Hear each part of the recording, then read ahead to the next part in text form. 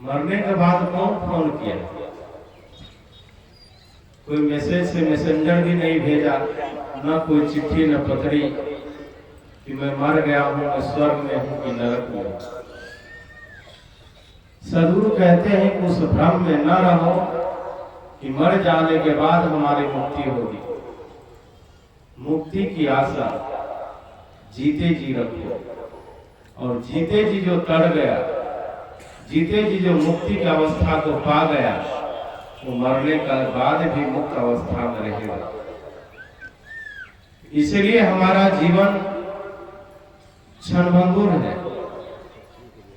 और सदगुरु संतों ने कहा कि मानुष तन सदगुरु मिलन मोक्षो इच्छा होए, यह तीनों परम है पाए से योग न खोए। मनुष्य का तन बहुत दुर्लभ बताया जाता है, क्योंकि चार खाने जो 84 होता है, अंडज, पिंडज, उष्मज और मनुष्य, ये चारों खाने में मुक्ति के मार्ग, मुक्ति की अवस्था मनुष्य जीवन में ही सुलभ है। मरने के बाद मनुष्य पता नहीं कैसा कर्म करता है कि अन्य खानियों में यदि जन्म हो गया तो फिर मुक्ति कहाँ?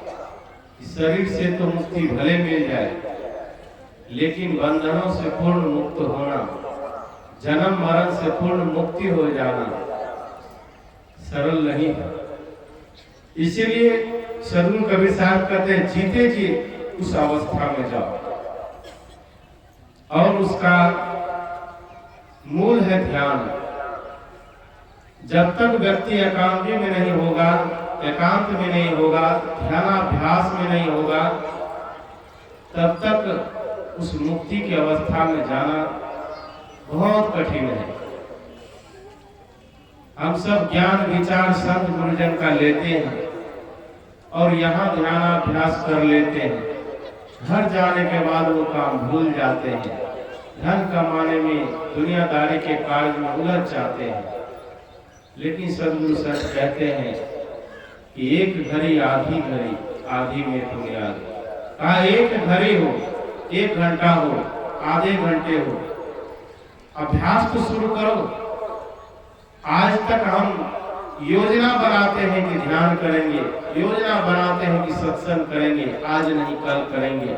सदगुरु कबीर साहब ने कहा काल करे सो आज कर, आज करे सो अब, पल में प्रलय होएगी वही करोगे कब। और हम लोग उसको उलट देते हैं, कहते हैं आज करे सो काल कर, काल करे सो परसों, जल्दी जल्दी क्या है, जीना है कई वर्षों।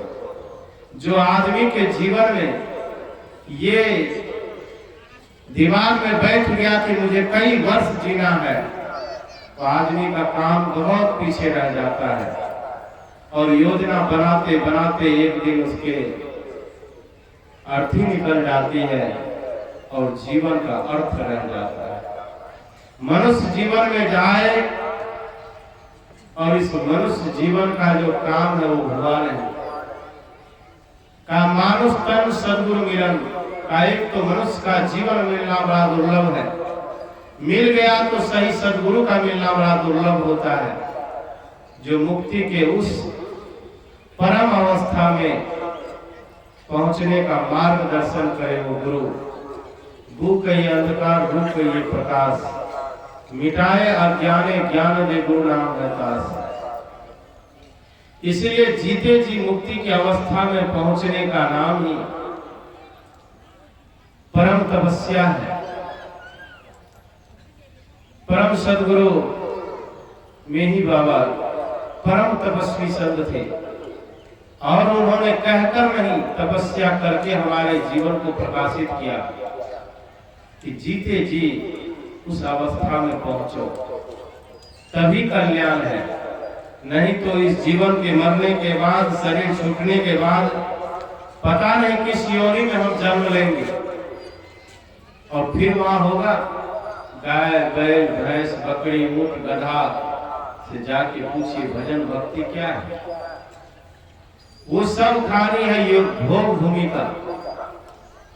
योग ध्यान करने का ये मनुष्य जीवन मिला, लेकिन हम सब खाने, जीने, ओढ़ने, पहनने, कपड़े, धन और दौलत में ही समय बिता दिया। जो मूल काम था किया नहीं। इसलिए कहा खाए पकाए लुटाए ले, कर ले अपना काम, चलती बिरिया रे नरा संग न चले छदान। कहा खाओ पकाओ लुटा लो, लेकिन सब काम जो है अपना काम करो। आज तक जितना धन हम कमाए वो दूसरे के लिए कमाए, जितना मेहनत किए वो दूसरे के लिए करे। अपने लिए क्या किए? अपने लिए तो अंदर में शांति भी नहीं है। कई लोग रात को सोते हैं तो करवटें बदलते हैं, कहते हैं महाराज रात को नींद नहीं आती है। बिस्तर पर पड़ो और आपको गहरी नींद आ जाए, कोई चिंता में ना रहो, चिंता मुक्त जिंदगी हो, सुबह जगो आप मुस्कुराते हुए, आप जान लो कि सत्संग हमारे जीवन में उतरा। लेकिन हम सुनते आए वर्षों से, जीना आरंभ नहीं किया, इसीलिए शांति नहीं है। सत्संग वो गंगा जल है कि हमारे जीवन के जितने भी विकार है उसको धो डालता है। यदि सत्संग में हम जाएं, जो परम सत्य आत्मा परमात्मा है, इसके संग रहने का कोशिश करें और उस परम आनंद में पहुंचने का कोशिश करें। संत महापुरुष भगवान हो गए, भगवान कहलाए, जब तक वो मनुष्य धर्म को नहीं धारण किया, महानता की उस प्रकाष्ठा पर नहीं पहुंचा। हम सब भी मानव हैं, हम सब भी उस ओर जा सकते हैं, लेकिन प्रयास में कमी न होता। इसीलिए जीते जी प्रयास करें कि मरने के बाद जो अवस्था हमें आनी है, इस मनुष्य जीवन में ही उस अवस्था में पहुंच जाए। सदगुरु कबीर साहब इस वाणी में बहुत गहरी बातें बताते हैं कि हे मानव, जियत न तरेऊ मुए न तरेऊ। कहा यदि जीते जी उस अनुभव को नहीं कर लोगे तो मरने के बाद ये साधन नहीं रहेगा। कहा साधन धाम मनुष्य तन पाया, कहीं उलझ कर समय न खोना, माया की उपलब्धि विनस्वर, इसका फल है केवल रोना। क्या पाओगे इस दुनिया में, जो पाओगे छूट जाएगा, जीवन भर का संग्रह सारा एक पल में ही लुट जाएगा।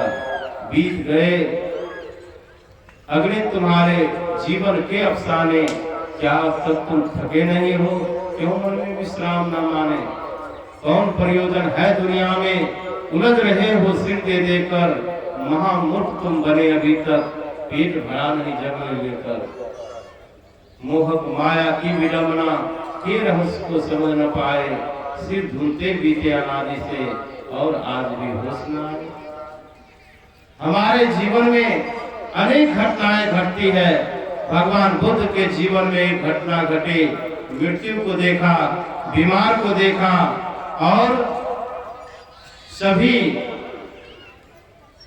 रोगियों को देखा। उनके जीवन में एक क्रांति आई और वो बुद्धत्व को प्राप्त हो गए। हम सबका भी जीवन उस बुद्धत्व की ओर बढ़े। हम सब भी जीवन की घटनाओं से प्रेरणा लेकर के, प्रेरित होकर के मानव जीवन को कल्याण में जीते जी लगाए। यही सदगुरु कबीर साहब का संदेश है कि जियत न करे ने करियो, जियत ही जो न करे। मेरा समय समाप्त हुआ। आप सबके हृदय में बैठे